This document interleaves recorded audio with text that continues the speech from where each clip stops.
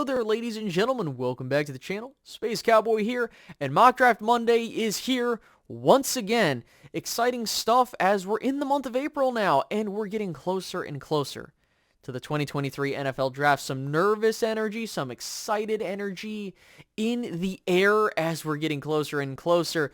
But before we get started with this go-around, I do need to go through a couple of things. The first thing, if you're new or you're returning, hit the like button and subscribe and hit that notification bell as well. The reason I mention that is over 78% of you guys watching are not subscribed, especially those that keep coming back around. So if you like what you're seeing, why don't you subscribe? Now, the big thing is I'm going to be going on vacation next week. So that entire week, I'm going to have 3 pre-recorded mock draft scenarios that we're going to go through together, okay? So that's going to be all done. It's going to be Monday, Wednesday, and Friday. You're going to get those 3 mock drafts as we're gearing up for the 2023 NFL Draft. And considering how this thing can go left, right, up, down, you name it, it's important to understand that this board is not going to fall how you would want it to fall for the Cowboys to get the best possible dude at 26. That's the first thing. And the second thing, the Cowboys could go in a completely different direction, or a prospect that you would think, oh, they're going to be in the 3rd round, they're going to be in the 2nd round. You got to realize they're at the tail end of that 1st round where they had to make a decision on that. And so we're going to talk about that actually tomorrow. Final thing, and then we'll get into the mock draft. I had some conversations with people I know very well over the past couple of years and we've gotten to know outside of YouTube that have told me a couple of things that you should probably brace for on draft night. So we're going to talk about that tomorrow, so stay tuned for that. And with all that out of the way, let's go ahead and dive into this mock draft. Alrighty, ladies and gentlemen, welcome to the mock draft machine provided by the Draft Network. With that being said, if you want to do any mock drafts through their website, just create a free account. The only thing that you would have to pay for if you want to is making trades, which I don't see the Cowboys doing that. So, once again, I got another mock draft here, completely randomized. Anything can happen in these mock drafts, so let's go ahead and get this started without further ado. A name you want to keep an eye out on is Jalen Carter, because with him falling, he could push other prospects down the board for the Cowboys. Is he a guy the Cowboys would take? I don't know. I haven't heard anything about Jalen Carter being on the Cowboys' plans if he's there at 26, but I wouldn't expect him being there. So, we're almost at our pick.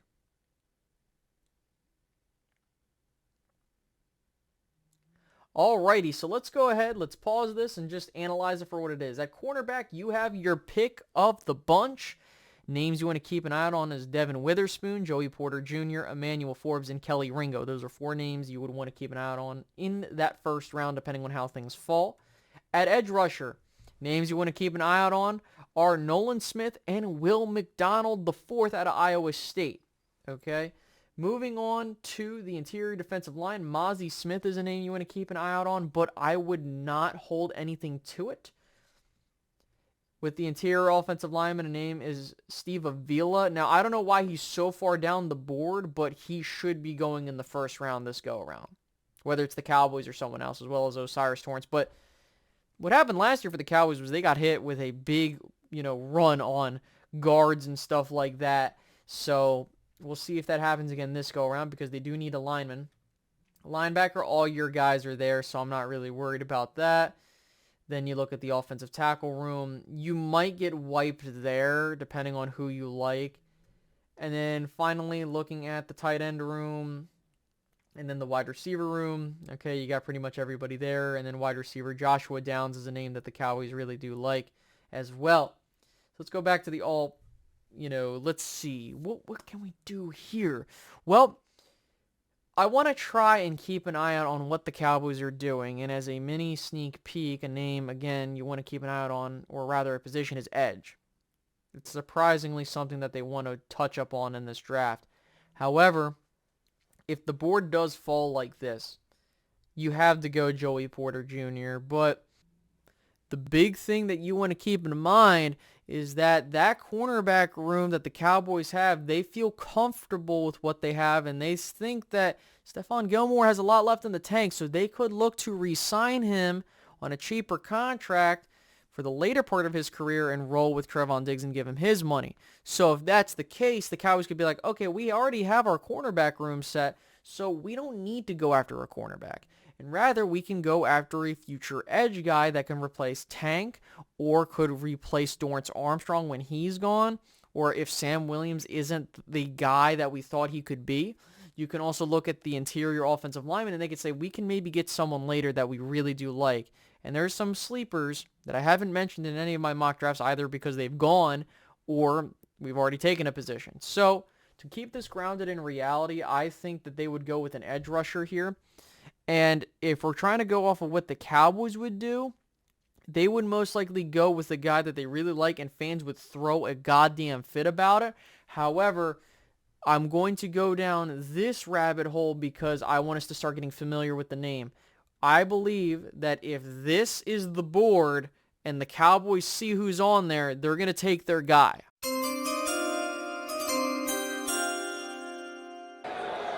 With the 26th pick, the Dallas Cowboys select Will McDonald IV, edge rusher, Iowa State. I already know I pissed off a good chunk of you, but again, these are the conversations that we need to have. I've had plenty of people be like, why are we taking Steve Avila in the first round? He can get in the second round. You need to get yourself out of that mindset because this is not how the draft works, and I'm trying to get back into that mindset as well. I'm susceptible to it as well. Don't get it twisted. But the Cowboys could end up doing that. So let's just see how this board falls as we get to our second round pick. Alrighty, here we are. Let's go ahead and pause the draft and let's inspect. At cornerback, Deonte Banks is a name that I really do like, and the Cowboys have actually met with him, but I don't know if they would go with him in the second round. So let's kind of take a look at the interior offensive lineman. Steve Avila is here, but I doubt he will be there, so I'm not going to touch him. Cody Monch, I would be shocked if he's there, but he's a name you want to keep an eye out on. Interior defensive lineman, no one there. Tackle, no one really there. Wide receiver, you have some names to keep an eye out on, and I'm going to circle back to that in just a second. Tight end, the Cowboys could look to upgrade their tight end room. Running back, there are some names there that I like. And then going back to the interior offensive lineman as I just go through it, Antonio Mafe is a name as well. I just wanted to see if he was still on the board. Now, there is a likelihood that he can go in the early second, but if it's how the Cowboys are operating things and knowing that I don't think Steve Avila would be there, and I like him. I think he's a fantastic prospect, and if the Cowboys got him in the second round, I'm doing backflips because of how good of a player he is for the value. the Dallas Cowboys select Antonio Mafe, guard, UCLA. Alrighty, I know that everybody wants to burn me at the stake because they think I'm doing a terrible job at drafting for the Cowboys, but I also have to factor in who they've been looking at. So that's the first two picks. If that's the first two picks, I'm not complaining because Will McDonald's a great prospect, and so is Antonio Mafe, excuse me. But it's really curious to see what happens at pick 90 here.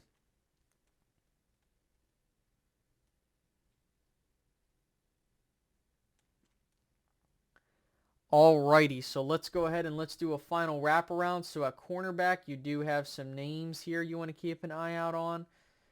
You know, Eli Ricks is a name because they did go to Alabama's Pro Day and they were looking at some defenders. The interior defensive lineman, Jacqueline Roy, I believe that's how you pronounce his name. A guy the Cowboys have put on their radar. I'm shocked Steve Avila's still here, but I don't see that happening. I'm going to pause it so I don't get freaking timed out. Quarterback, the Cowboys like Max Duggan, Kalen Toon, Jaron Hall, but I'm not expecting that until day 3. Running back, if this is your running back room, I'm just waiting, and the Cowboys like what they have there. Wide receiver, they probably will say that they like what they have, but knowing if this is how the board falls and making it the most Cowboys thing ever. the Dallas Cowboys select Jacqueline Roy, defensive tackle, LSU. And these are names that the Cowboys really do like, by the way. So this isn't like me pulling stuff out of my ass to be like, oh, this guy doesn't know what he's doing. But let's go ahead and stop it there. So, to recap this entire mock draft, The Dallas Cowboys go with Will McDonald in the first round. People look at him as a reach. They throw fits. What the fuck are they doing? But there are a lot of teams that like Will McDonald, and if the Cowboys really like him and they feel like they can get other guys later on, they will take him. That's the problem with the Cowboys when they get into that later part, is they might take someone that, like, and I had this issue last year, but hey, it worked out. So that's a name you want to keep an eye out. Then with the second pick, they go with Antonio Mafe. They go get their guard, and this is a guy that also, just as a heads up, could be a first-round guy depending on how the board falls. But I think that he would be there in round 2, depending on, again, if there's a run on guard. And then finally, you go with Jacqueline Roy, the interior defensive lineman out of LSU, who is a really damn good prospect. And if the Cowboys are looking for a value guy in rounds 2 and 3, I ain't complaining there. So I think this really fits what the Cowboys would do and not necessarily what I would do. Like I've said, I would have gone a different route, but I wanted to start us, now that we're in the month of April, we need to start drafting for how the Cowboys would draft. So I'm hoping I can get you guys into that gear there. So with that being said, guys, if you did enjoy this video, please make sure to leave a like, subscribe if you're new, and hit the notification bell. And I'm going to catch you guys in the next one. Have a good one, guys. Goodbye.